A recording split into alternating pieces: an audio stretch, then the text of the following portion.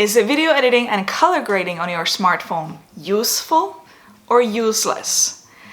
My last video was about 7 indoor transitions you can try to do with your DJI Osmo Mobile 3 gimbal and smartphone. In my case, it's Android.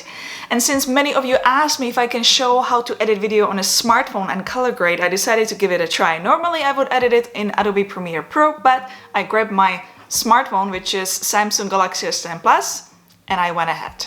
So in this video, I'm gonna show you exactly how I did it step by step, what app I was using, and I'm gonna tell you exactly what I think about it, what I think about video editing on a smartphone and color grading, what problems I ran into, one went good, one went wrong, is it really worth it, is it not worth it, is video editing on the smartphone and color grading useful or completely useless?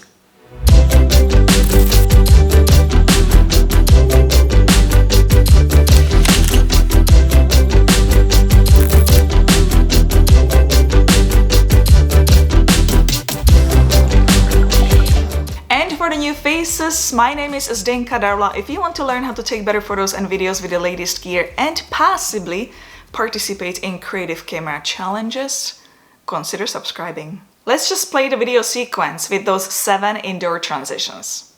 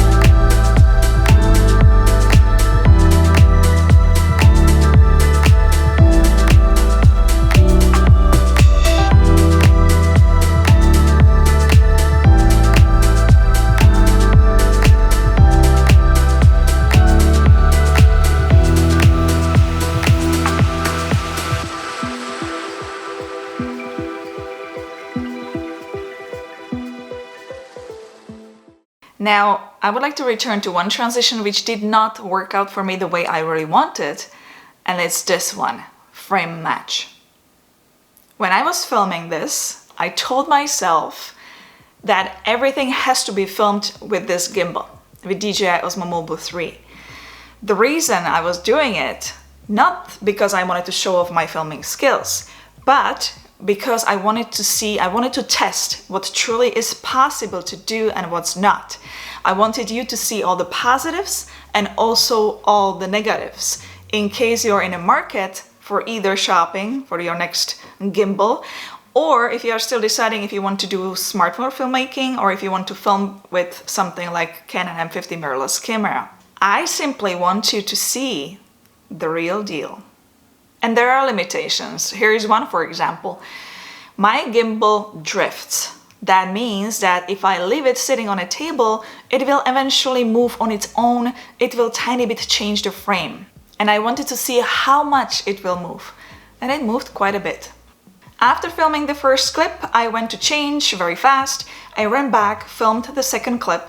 And once I was editing those 2 clips, this is how much it drifted. And on top of it, the room light changed a bit too as the sun came out outside stronger. So the frame match transition is the only one to do without the gimbal. Smartphone on a tripod only. The app I was using for video editing on my smartphone is Filmora Go. It is quite a popular app. It is actually quite recommended by Android users. It is quite easy to use. You press the plus button to import videos and then you just can edit each clip further. There are many controls available and many transitions in the app. It is quite user-friendly. Because I was editing in-camera transitions, I needed to do very precise editing because I wanted to see exactly the frame the first clip is gonna end on, and I wanted to see exactly the frame the next clip I'm gonna start with. Before I'm gonna say anything further, before I'm gonna say anything about my experience, let's just run through those 7 indoor transitions and exactly how I edited them in Filmora Go. First transition was dip to black. First clip is cut on all black frame, and second one starts on all black frame as well, when I was just about to uncover the lens with a spoon. Second transition, changing the floor or level, follows. First clip ends when I'm just about going over the edge of the table. Second clip starts when I'm just about to go down from door frame. Transition number 3 is the one where I whip on the wall. And here, when I was filming, I actually made a very big mistake. And I was actually waiting to see if any of you will catch it. I was reading all the comments, I was expecting to read about it, but nothing was there, so I guess nobody really knows. In the first clip, I whip with my right hand on the wall like this. In the second clip, I also whip with my right hand from the wall on me back, but I didn't realize it was the wrong direction. So when I cut those 2 clips together, the transition didn't have the same continuous move. It was not going in the same direction. So what I did, I simply flipped horizontally the clip in the app, which made it work. Fourth transition is the frame match I was already talking about at the beginning. You basically cut it together on the frame with empty room when there is no action. Fifth transition is the whip up and down. First clip finishes on the frame with just gray floor, and the second clip starts from the gray floor just about to go down. Sixth transition is the pole or the wall corner transition.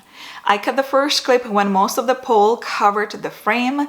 The second transition started as the wall covered the frame. And the last transition was a little bit tricky, and that is the fun socks whip. I've cut the first clip when the frame had still the purple t-shirt.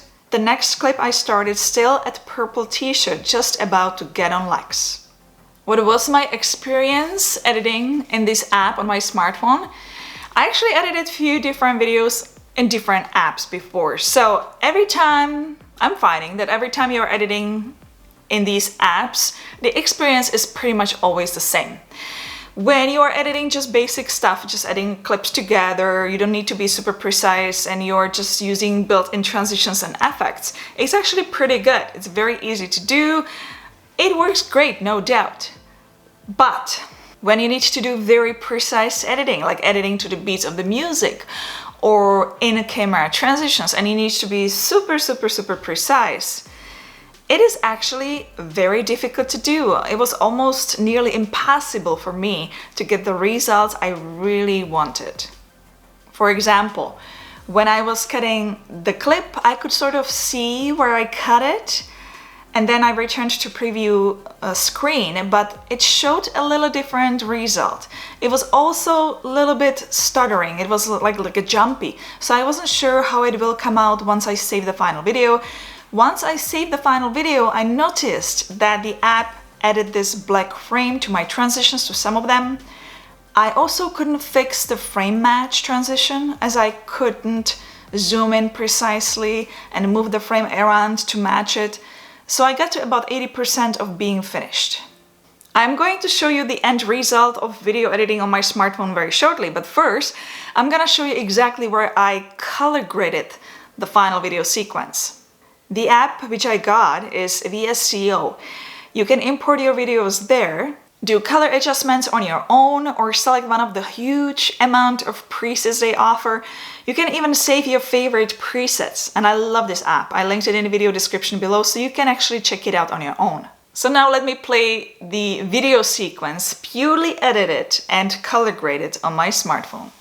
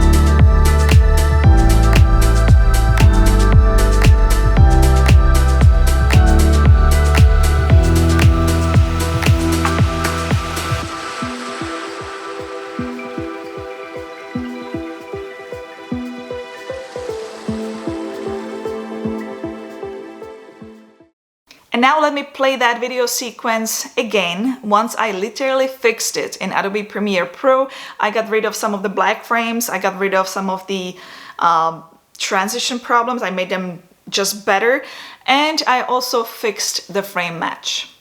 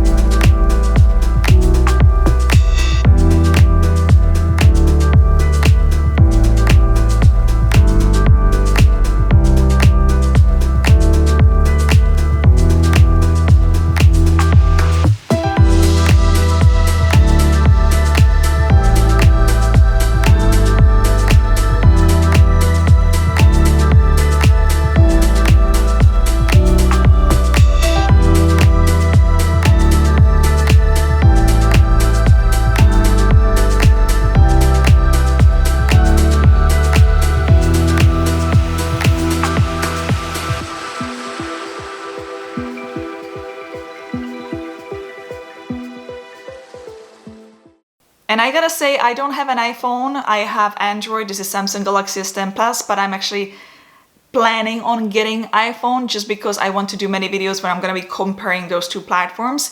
And I would like to really see the difference between editing on iPhone versus video editing on Android.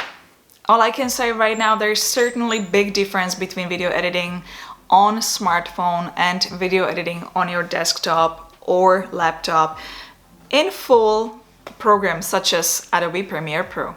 And the same goes when you are filming with your smartphone and smartphone gimbal. It is actually very difficult to do. It is very difficult. The settings are changing on its own all the time. There's many things you can keep watching. There are just sometimes even glitches. If you can get pretty decent result filming on your smartphone, then if you grab something like Canon M50, you are absolutely pro in filming because it is just so much easier to do. Once you set your settings, there's no headache anymore. You just go. Filming with smartphone is just very convenient because it is small, it's always in your pocket and it is light. But comparing to filming with mirrorless camera, there is still so much room for improvement and so much room for development. Well, hit the thumbs up if you liked today's video and subscribe to all future videos like this. If you have any questions, comments, or simply want to say hi or ahoy, you can do so in a comment section below. And I'll see you, my friends, in the next video. Ciao, ahoy!